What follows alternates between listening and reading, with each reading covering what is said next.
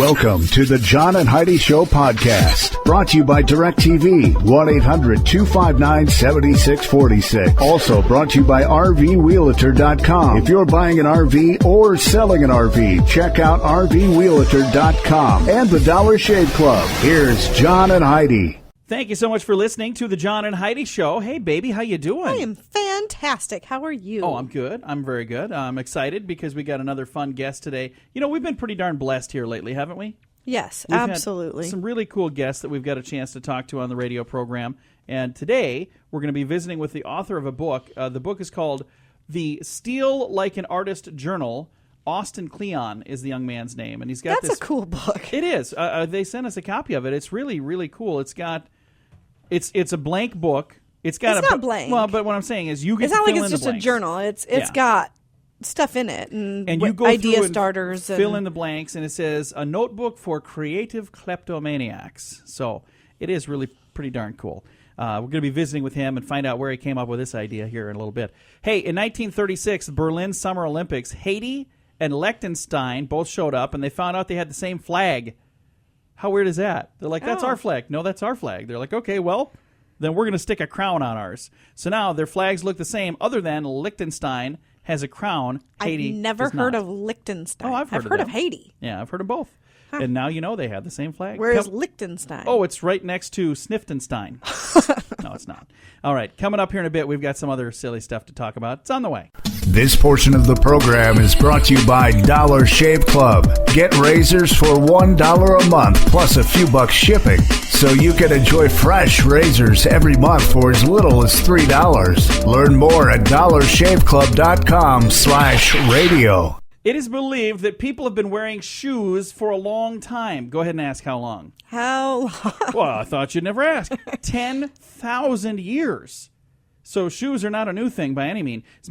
They go way back, and they found Michelangelo Jordan had the first shoes. No, that's even way before Michelangelo. I would assume they were wearing them before then even. So they're saying as far back as 10,000 years ago, they found remnants of shoes that we wore on our foot skis. So apparently we're pretty fond of having our feet covered. Hey, listen to this. Nearly 70% of people questioned in an Associated Press Ipsos poll said that they are that people are ruder than they were 20 or 30 years ago. Without a doubt. The trend was noticed in large and small places alike, although more urban people tend to have bad manners than rural people. So they're saying the bigger the city, the ruder the person. And when you think about the way that all comes together, I agree completely. Because you go to a small town, people are almost too friendly. Like we went to eat at a restaurant one time. We were just driving through, and we stopped at this tiny little town. We went into the restaurant, and some people from that town came and sat down at the table with us. We're like, oh, yeah, come and join us. They didn't say, can we sit here? She just sat down and started talking to me. I was like, hey. Okay. I thought it was really cool. All right, coming up, we've got a stinky situation on our hands. We're going to tell you all about it in a bit. This portion of the program is brought to you by RVRealtor.com. If you want to buy or sell an RV, go to RVRealtor.com. List your RV for free. Learn more at RVRealtor.com. You know it's true because you heard it on the radio, and we know somebody from this town. The people in Bridgewater, South Dakota had a bit of a problem on their hand, a stinky problem, and we know the lead singer in a band that we absolutely love. That's the town he's from. Right. He's from Bridgewater, South Dakota. Well, they had a 44-ton stinky problem. A guy by the name of Ilian Parente closed his Bridgewater Quality Meats Company, and he moved to Dawson, Minnesota. This was back in January. What he forgot to tell anybody is that he had 44 tons of bison meat in his warehouse. Now, in South Dakota, in the wintertime, it's cold, and it was cold enough to keep it all frozen for 4 months. Well, in the spring, everything started to thaw, and the meat started to rot, and the town began to stink. I don't understand why he would have left bison meat anyway. That's worth a fortune. It's expensive. I have no clue. It says here it stank all the way to the bank. It smelled at the law office. It reeked at the cafe. Even the jewelry store wasn't immune. The cleanup crew that was originally hired to mop up a gooey mess of liquefied meat, topped by a blanket of swarming... I'm not even going to talk about that. It's yucky. Ooh, stuff. There's a lot of stuff that they're... I'm not going to go into the details. Anyway, they gave up after 2 days. Fed up with the smell, a brave crew of 18 city folk from the people there and county workers from the county took matters into their own hands. They went into the plant, they hauled away the putrid meat, and they took back their town. 3 months after the cleanup, the owner still hadn't paid the bill, $11,151. Wow. He owes about $14,000 in unpaid property taxes on top of that. But at least, the good news is, at least the smell is gone. Well, maybe if he had sold that bison meat, he'd have the money to... I wonder if it was like already beyond its expiration date. I have or no what. idea. I don't understand that because 44 tons. That's crazy. And if you've ever purchased bison, I have. It's pretty tasty. If you've purchased it, it's more expensive than beef. It's leaner than beef. It's better for you, actually. And 44 tons of bison meat down the drain. Yeah, that's crazy. Anyway, we'll have to ask Duel if he remembers this happening or if he knows will. anything about it. All right. You know it's true because you heard it on the radio. The John and Heidi Show is brought to you in part by the Keystone Treatment Center. This is your brain, and this is your brain on drugs. We share silly stories here on the program, but addiction is no joke. If you or someone you know suffers with an addiction to drugs or alcohol, make today the day you seek help. Call toll-free 844-204-1055. That's a toll-free number. Again? 844-204-1055. And this is your brain on drugs. If you're calling the police to report a crime, make sure you're not committing one too, okay? Another one of these? People are 22-year-old stupid. man reporting a burglary faced drug charges when police said they found a marijuana pipe in his possession. Wow. Criminal complaint said that they saw the pipe in plain view just laying there. He found marijuana stems sitting next to it as well. The complaint said the officers later returned with a search warrant and found even more stuff. He faces charges of felony marijuana possession and several misdemeanor counts. He could face up to 26 months behind bars if he's convicted on all counts. Convicted? If he's convicted? Yeah, if he's convicted. It's even worse than being convicted. But if he's charged on all counts, 26 months, over 2 years in jail, and he is the one that called the police in the first place. He was calling for something completely different, didn't think before they got there, hey, maybe I should put all this illegal stuff away. Not a smart dude. But that's the kind of thing you do when your brain is on drugs. This portion of the program is brought to you by Keystone Treatment Center. Addiction is no laughing matter. Call Keystone Treatment Center toll-free at 1-844-204-1055. Now your moment of duh. Getting a new fire engine caused a moment of duh for the Alabama Fire Department in Livingston. Livingston Fire Department in Alabama was pretty tickled about their new fire truck, a 75-foot ladder pumper truck. Wasn't until they took possession that they found out that, oh no, it doesn't fit in our fire station. 75 foot, that's a pretty big That's pretty a big huge truck. I don't know, it can't be that long. That must be when they put the ladder up, because it says, no problem, they allocated some funding for a new building. It's a 30 by 50 foot building. But I was trying to figure out how you'd fit a 75-foot truck in a 50-foot building. And then when they built the 50-foot building, they realized, oh no, our truck is still too big for this building. We need some more But funds. the truck can't be 75 feet long, can it? I don't know. Because, like, our house is 35 feet long. So two of those would be 70. So it'd be twice as long as a little over. Yeah, I suppose it could be. It could be. Yeah, 75-foot truck. Anyway, all I know How's is... that going to fit in their new 50-foot? Yeah, I thought it was really funny. It said in the story that they allocated funds for a new building 30 by 50 foot. I'm like, wait a minute. That's the truck's still not big. Yeah. Okay. We'll just let them build it first. Unless there's a typo somewhere in there. Maybe this building's going to be attached to the other building. I don't know. Coming up, we have your scoop of the day. The Scoop of the Day is brought to you by Wells Blue Bunny. If you want delicious ice cream, be sure to look for the Blue Bunny. Sure to have your favorite flavors. Learn more at bluebunny.com. Now, your scoop of the day. Before you post your profile on Match.com or any of those kind of things, you might want to check your grammar. According to the Wall Street Journal, the Wall Street Journey, whoa, what's that? According to the Wall Street Journal, many singles are picky about grammar gaffes, and they don't choose people who can't spell things correctly. Good thing I would I'm not be one of those people. It's that a would good drive thing me I'm not crazy. single. I can't spell correctly, and as you just heard, I can't speak correctly neither. All right, Richard Clem's wife filed a lawsuit against her former employer who allegedly fired him for passing too much gas. The 70-year-old man and his wife, Lua, both worked at Case Pork Roll Company in Trenton, New Jersey. He was fired in 2014 for supposed flatulence.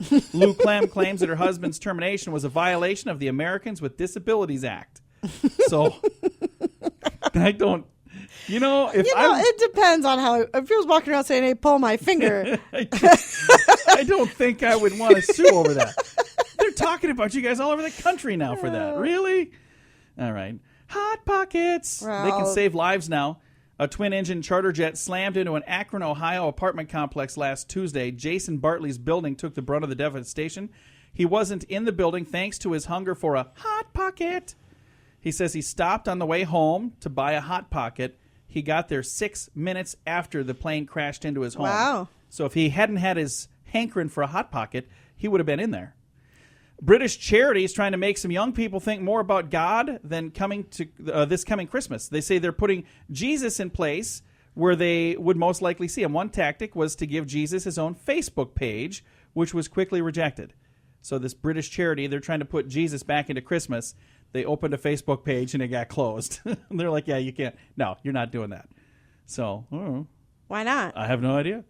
New research shows that I belong to a Facebook page that's called God. Well, just says it's God. Apparently, that's okay, but I don't know why their Jesus page was shut down, but it was. I don't know. New research shows the reason people keep shoving money into slot machines is because slot machines are designed to make so much noise. Mm-hmm. In a sense, it's like begging for more money. So the ding, ding, ding, ding, ding, you know, all the stuff that's going on, it makes you go, ooh, I should put more in here. That's absolutely true. Mm-hmm. I've sat down we don't gamble often. No, hardly ever. And when we do, we don't spend we much. walk in we take with a $20. We're like, that's enough. And we split it. So she does 10, I do 10. I'm like, and once it's gone, it's gone. But I will say, if I sit down on a machine that's not making noise, I don't stay at that machine. No, I go to a different machine. I'm too loyal. I stay at the same one, and I just let it take all my money. And I'm like, well. In my thought process, and I think I have a point here, they want, if you're going to win a jackpot, they want that machine making a ton of noise so everybody knows. So if you're sitting in a machine that's not making any noise, that one's probably not going to pay out a big jackpot because nobody would hear it,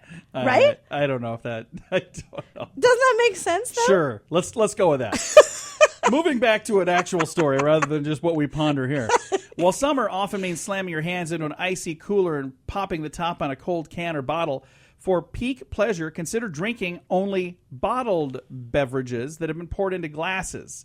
Beer experts say the taste comes from the aroma, and if you drink from a bottle, you won't be able to smell it as well. So saying for the best experience overall when you're trying to have an icy cold brew, they're saying don't drink it from a can or a bottle. Pour it into a glass so you smell it too. You're adding an additional sense. I have found that same thing with wine. Really? When I drink it right from the bottle, it's just not the same experience. What kind of a program is this today? I mean, if this is your first day listening, I am so sorry. It's not usually like this. I'm yes, serious. It is. No. According to health officials, U.S. smoking rates continue to hold steady. About 1 in 5 adults light up regularly. About 21% of U.S. adults were smokers last year, about the same percentage as the year before. Teen smoking is about 20%, and it has not been improving lately either. So there's still 20% of the teens. So 21% of adults, 20% of teens.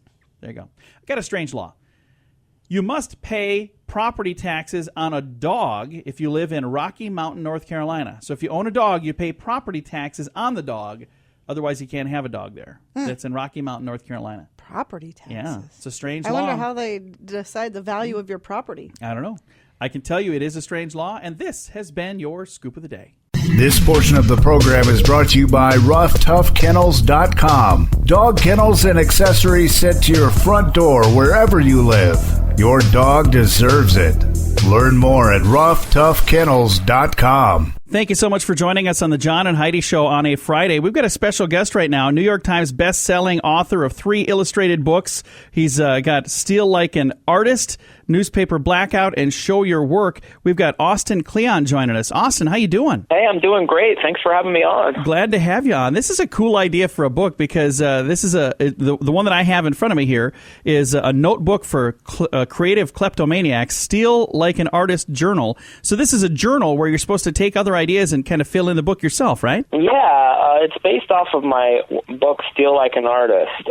And what the journal is supposed to do is it's a kind of interactive crash course in creativity. It's supposed to get you looking at the world like an artist does, which what the artist does is he kind of cases the joint, always looking for little bits and pieces of life to steal and work into their own work and transform it into something new. And, you know, there's a really wise man that said there's nothing new under the sun. And I'm a firm believer that, people see an idea maybe in a completely different field. Like Henry Ford, he built the assembly line based on Chicago's disassembly line and the pork plants. And he said, hey, we could build cars that way. I think it's a great idea to take ideas from one industry and use them in another. And that's kind of what your book is about as well, is to be paying attention, to be, looking around and finding things that you like. And then, as you put it, steal those things and make them your own. Yeah, I mean, what you just described is what the producer Brian Eno calls import-export, and that's exactly what Eno's done in his career. Is he sees an idea in one field and then thinks, okay, so there's this idea in painting, how could I apply that to music? And that's how so many of his ideas came out throughout his career. And so that's really what the journal is about, is the first step to having ideas is paying attention to your life.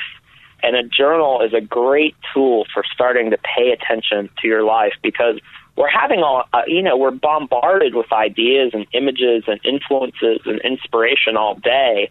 But what we don't do is we don't take time to get down all that stuff that's stewing in our head onto paper so that we can really look at it for what it is and start using it in our work. And that's what a daily journal is supposed to do. It's supposed to provide you access to those thoughts that you already have in your head, but you haven't gotten them down in a format in which you can use them. And this is more than just like a blank notebook that you have to go in and start, filling things in, because you're already going to have a leg up. You're already kind of stealing some info from Austin, because you've got it all laid out where they can actually go in and it'll be kind of the idea starter, maybe the spark that creates the flame. Yeah, when I was in middle school, I had a great English teacher named Mrs. Neff. And what Mrs. Neff did is, instead of telling us to just free write in our journal for 10 minutes every day, what she would do is she would write a prompt on the board.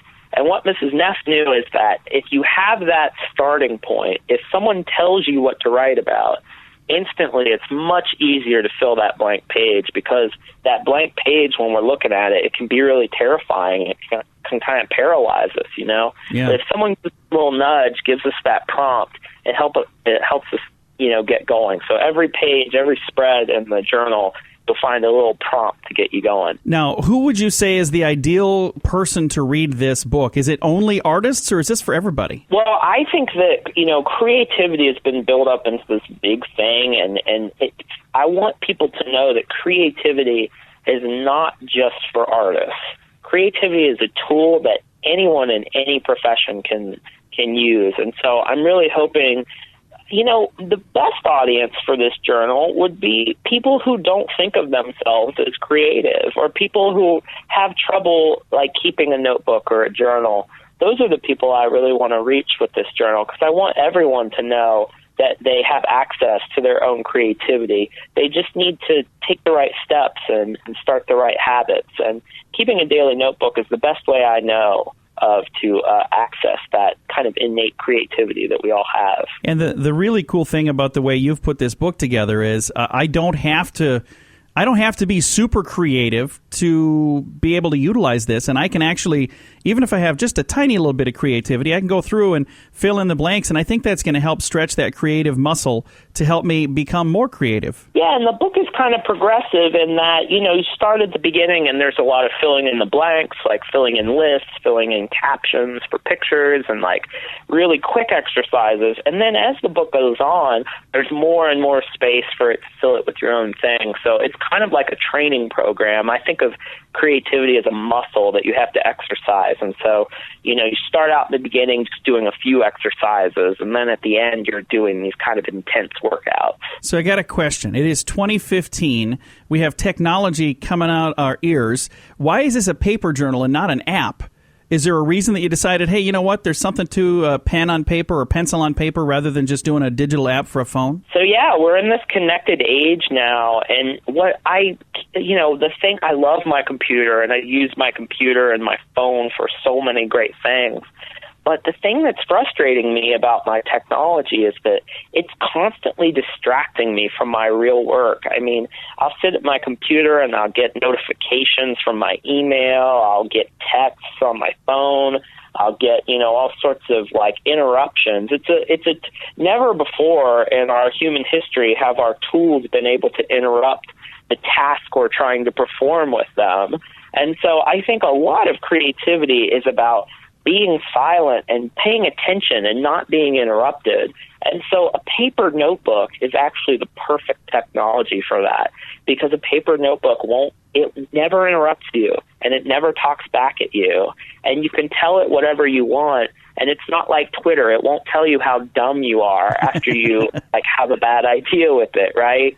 A notebook is a good place to have bad ideas. And I think we need more spaces in our life in which we can listen to ourselves and feel free to have bad ideas, because having bad ideas is the way that you get to the good ideas. I agree 100%. And I think if more people had bad ideas, they would end up having more good ideas, because it's just kind of a numbers game. You know, if you have 1,000 ideas, they're not all going to be good.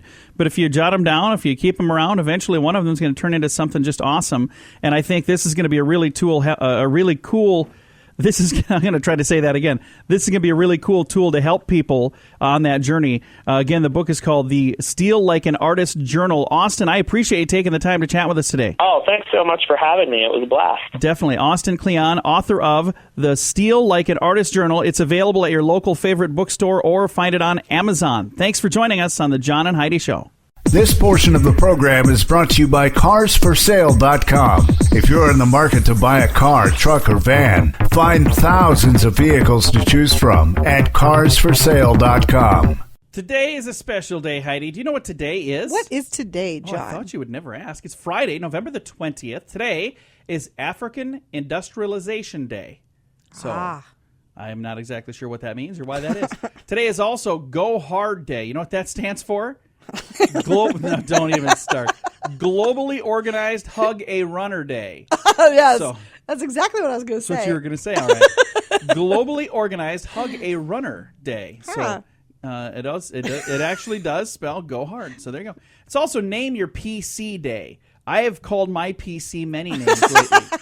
There are things wrong with this thing over here. Yes, there are. I have called it a lot of names that I cannot say on this program because I just wouldn't do that. Today is also National Peanut Butter Fudge Day and Universal Children's Day. So get out there and celebrate one way or another on this Friday, the 20th day of November. This portion of the program is brought to you by StoneGroupArchitects.com. It's more than a building. It's design and function working together. Check out the project portfolio at StoneGroupArchitects.com. Some people are just full of excuses, right? Yes. Well, I have the top 10 worst excuses for being late to work. This is from Career Builder. They did a survey. 15% of workers say they arrive late to work at least once a week. 24% admit to making up fake excuses, which we'll talk about. 43% of managers say they don't mind if their employees are late as long as their work is completed with good quality. Others are much stricter and would consider terminating an employee if they're late more than a few times a year. When asked to identify the primary cause for coming in late, more than 32% of workers blamed what, Heidi? What's Their the reason alarm people are clock? late? No, traffic. Oh, I'm sorry, I couldn't get here. The traffic was amazing.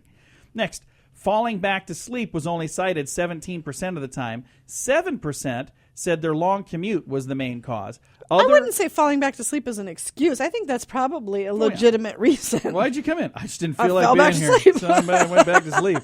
I mean, my wife finally kicked me out of bed and made me come to work. So you'll notice I'm here. Give me some I points think for that. those employees are truthful and they should get a raise. Yeah, well, you're so darn honest. All right, other popular reasons include getting kids ready for school, forgetting something at home, and feeling sick. While most hiring managers believe their employees' reason for being sick, about a third say, I'm kind of skeptical. Hiring managers gave us the top 10 most unusual excuses for being late. Are you ready for this? I am ready. Number 10, I didn't have enough money for gas because of all the pawn shops being closed. So apparently, they couldn't, I don't know what that means. Number 9, I was trying to get my gun back from the police. Yeah, I'm not going to ask. Did you get it back? Number 8, the line was too long at Starbucks. Number 7, I was indicted for securities fraud this morning. You better be careful on who you work. That's a legitimate excuse. Number 6, I wasn't thinking and accidentally went to my old job. Oh my gosh, that is so funny.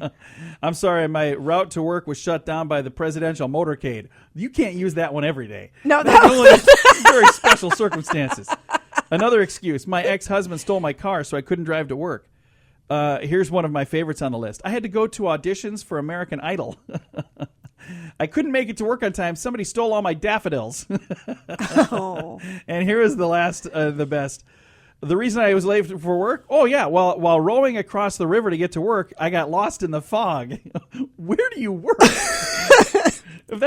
Operates a lighthouse. I'm not exactly sure what's going on. Anyway, those are all from Career Builder. Thanks for listening to the John and Heidi Show.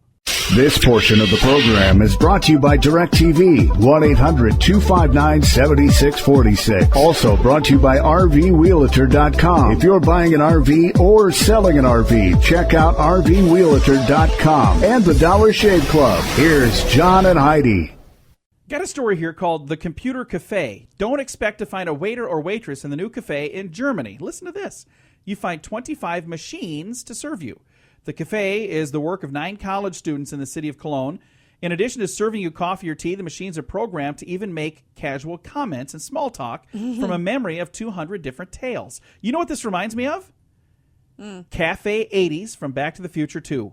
Remember, they had a computer that came over, and it had President Reagan asking what you'd like. Would you like something? And they had like the Ayatollah Khomeini that was bopping in, and they were fighting back and forth. But they didn't have people working.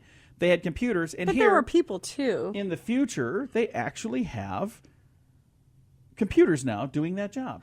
So that's fascinating to me. So there you go. That is the Computer Cafe in Cologne, Germany. I don't know that I necessarily need to go there, but I thought I'd at least share that with you. We were at a place in Vegas that had machines where you could order instead of going up to the counter. I still went to the counter, though. We went to the counter, and the kid at the counter encouraged us. I was like, if you go to that, you get a free taco. Yeah, if you go use that thing. I'm going to just order from you. Well, you are an idiot. You are talking yourself out of a job. Man. Come on. Yeah. I want to get a free taco from you. Come on. Anyway, coming up, things guys want some... I'm going to try that again. What's that? Coming up, things guys want to say to women but don't. That's on the way, I hope. This portion of the program is brought to you by GunUp.com. If you're a gun lover, you'll be in heaven at GunUp.com. Built by experienced military veterans, shooting sports competitors, and publishing professionals. They have awesome stories and articles that are read by millions of gun enthusiasts. Check it out at GunUp.com.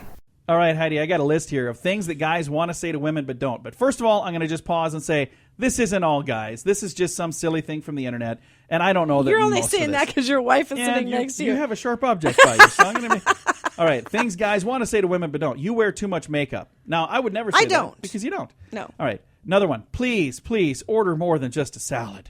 You would never have to say that to me either.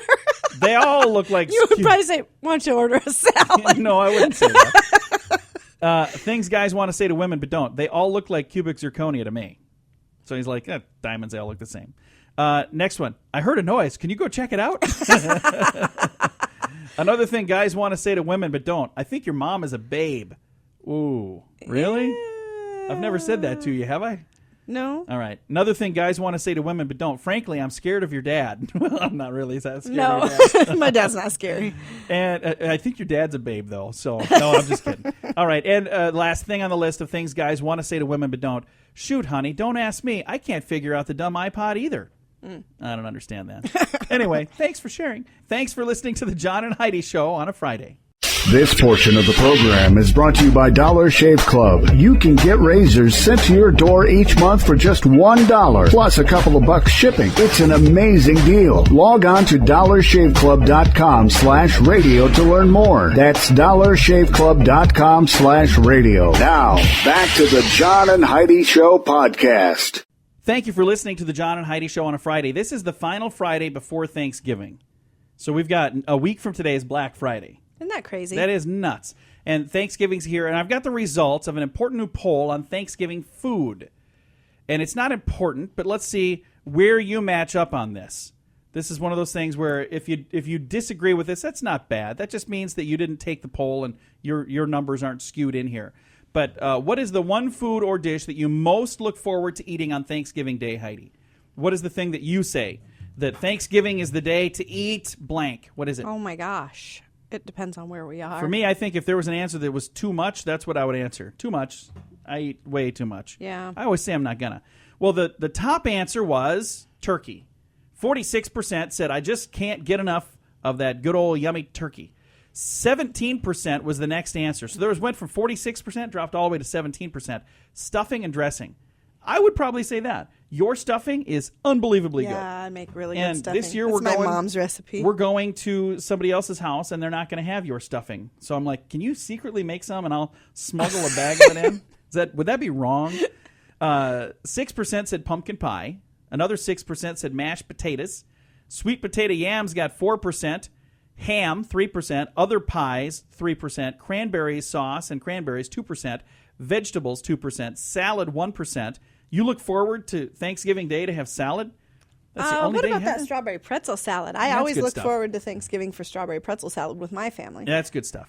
Casseroles, 1%. Other desserts, 1%. Everything, 2%. Now, why wouldn't that be higher on the list? And other, 6%. I wonder what falls in the other category. Kind of covered everything, didn't we? Even the answer, everything. All right, so there you go. Those are the lists. And again, number one answer on the list was turkey, because when you think of Thanksgiving, you always think of turkey. But I thought that was kind of a fun list. I have to read never through. been able to get into sweet potatoes or Oh, I love yams. those. Yeah, I don't care. I've not for been able to those. do the cranberry thing, And I don't like the cranberry sauce either. We never yeah. have those at our house, but when they have them, especially if it's a place where like they give them to you, they put it on your plate. You're like, I Yeah. wouldn't have done that. Yeah. Because I'm gonna just throw that away. All right, we've got some good news on the way. This portion of the program is brought to you by DirecTV. Call 1-800-259-7646. They have hundreds of channels to choose from, with many packages to fit your viewing desires. Learn more at 1-800-259-7646. All right, Heidi, I have two different things here that could kind of fall in the good news category. Neither one of these are like just amazingly over-the-top, warm, fuzzy stories like the kinds that I like, but they are both good news. In September, the movie War Room, remember this movie? Yes, yeah. It came out, and it became the #1 movie in the United States of America. Well, they say they've hurried through to get this thing ready so they can have it out on DVD by Christmas. Oh, that's nice. Kendrick Brothers are the ones that put this movie out, and they say it will be available in time for Christmas. The DVD and the Blu-ray will be loaded with a bunch of extra features, too, and a very timely message for Christmas, and it will officially release on the 22nd of December. So I have not seen that movie yet. I have not either. That's one of the only movies that came out this last year that we didn't see. We saw so many other movies. This is a faith-based movie, and it's a really interesting movie. And I had a lot of friends that went to it and saw it. And they said it was amazing. yeah, we just didn't want, while it was in theaters, we had all kinds of other stuff going on, so we didn't make it. But I do want to check that out. And I'll be able to check it out on DVD on the 22nd of December. And their website, if you'd like to know more, warroomthemovie.com, and all the details are there. Here was the other thing that I thought was kind of good news. If you think coupon clipping is beneath you, you're throwing away some real money. Coupon experts say if you spend 20 minutes a week clipping coupons, you could save up to $2,000 a year. You don't do much with coupons, do you? If I have a coupon, I do, but I don't ever know where to find coupons. It's Yeah, not like I'm I not come across them on a regular basis. If I come across coupons, I do use them. Well, the thing that amazes me, it says if you spend 20 minutes a week clipping, 20 minutes a week? Yeah, Where are that's you a finding lot that of- many coupons? If your time is worth anything at all, you're losing money on that deal Well, they because say $2,000 a year is what you add up the math and do it, and I don't know, maybe that is a good thing. All right, time to say goodbye, Heidi. Goodbye, Heidi. Goodbye, everybody. Have a great day. Thank you so much for listening to the John and Heidi Show. Time now for the bonus break, only available here on the John and Heidi Show podcast. And the bonus break is brought to you by the Dollar Shave Club. Dollar Shave Club, they're smart folks that came up with this idea. They said, let's deliver razors to your door so you don't have to go to the store. And the best part about it is they're really affordable, too, so you don't have to worry about spending all kinds of money. Mm-hmm. So if you'd like to save while you shave, all you have to do is check out dollarshaveclub.com/radio. Only 14% of U.S. workers believe they have the perfect job. More than half want to change careers. A Harris survey showed the most coveted jobs are in the arts and sciences, business management, technology, and healthcare. Heidi, do you think you have the most perfect job for you? I couldn't imagine doing anything other than what we do. I kind of think what we do is a good fit for us. Yeah. Now, if you're listening and going, boo, you should Get another job. Get another job. You guys are awful. Let me know. Maybe we should. We should move on. But so far, I think it's been a lot of fun. And since this break is only for the podcast, one of the things that I want to say is thank you to the thousands of people who have listened to our podcast. Yeah, that's pretty cool. I don't know. We haven't done anything at all, really, nothing to market this podcast. We've done nothing to promote it. So however you found it, thanks for finding it. And if you could do me a favor, if you could share it and let people know, if you think it's worth listening to, apparently you are because you're still listening. I mean, you could have clicked the thing and turned it off, unless, of course, your phone is stuck and you can't turn it off and you're being subjected to our podcast. It's like torture. As it's torture. a daily torture. If that's the case, I'm sorry. Please whatever don't you tell did, and whatever you did, you should quit doing that. But if you do like what you hear on this little program, share it. Let some other folks know about it. It's been really, really cool. All right. New research suggests too many people are getting extra sedation treatment during their colonoscopy exams.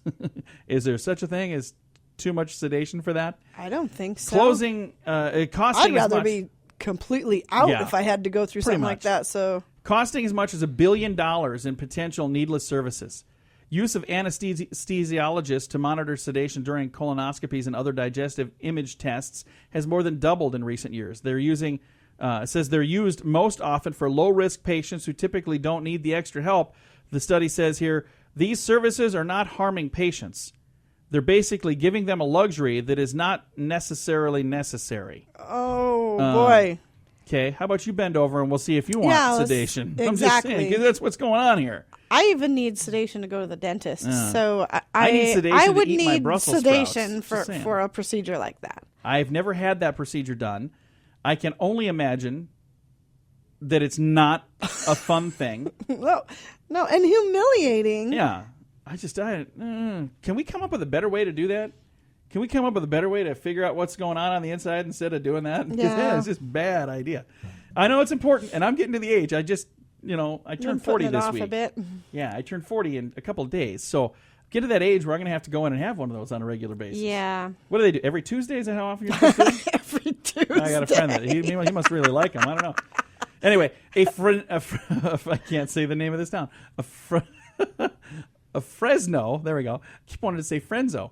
No, a Fresno bank robber, after making a legitimate withdrawal from his own account, went over to another teller and then said, "Give me all the money." And he wanted the bank vault to be turned over to him. Well, it took them 15 minutes to empty the vault. Then he walked outside and patiently waited on the curb.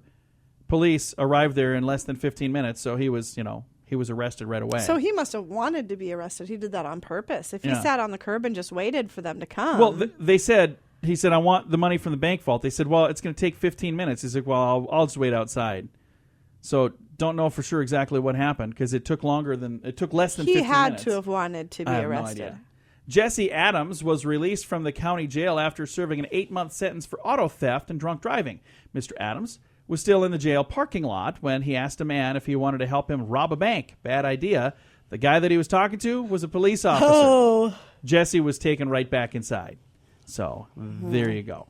Why would you just ask a stranger, "Hey, you want to rob a bank with me?" Sure. I mean, if you would say yes to that, wouldn't that be weird? Because what if this guy's an undercover officer asking idiots to... That's just dumb. Don't ever say yes to that. The clerk at a convenience store in Little Rock, Arkansas, was cool under pressure when two men armed with a rifle tried to rob him. The clerk simply asked the men why would you want to go to prison over $30? The two looked at each other and then reconsidered and walked out without robbing the place. So he said, "Give me all the money." They had a rifle. He's like, "Seriously, you want to go to prison over $30? That's all I have is $30. And they're like, "Yeah, probably not. Let's just go. Yeah. Let's go rob somebody that's got more money." All right, we're going to end things here. In Chattanooga, Tennessee, a man was accused of going into his wife's 7th grade classroom and attacking her. That's not good. Oh. He was mad at her, as he later told police, because she had not attended his baptism the day before at his church. That's not a very Christian thing to do. He repented for his sins before his baptism, but it kind of sounds to me like he might need to go back for another dunk. Oh, goodness gracious. So, yeah. Although that would be hurtful if you were going through something like that. Would you go to my baptism if I have one? Because I'm thinking I might actually do that. Yeah, I And would go. So you're going to be there, so I don't have to come in and, You don't have to come to the radio station and beat me up on the air. I don't have to rough you up at our daughter's school or whatever. I was trying to think of the most bizarre thing I could say there. Anyway, I shouldn't make fun of that because that really, truly did happen. But that is really weird. All right, that's going to do it for our bonus break. Brought to you by the Dollar Shave Club. You can learn more about them, and I encourage you to do that. I absolutely wouldn't be endorsing this if I didn't use it. I use it all the time. I use their razors. I love it. The ones that I use are the top of the line, best ones they have because they're only $9. It's the Executive Series, and you can shave like a billionaire for $9 a month. It is really, really good razors. Check them out. DollarShaveClub.com/radio.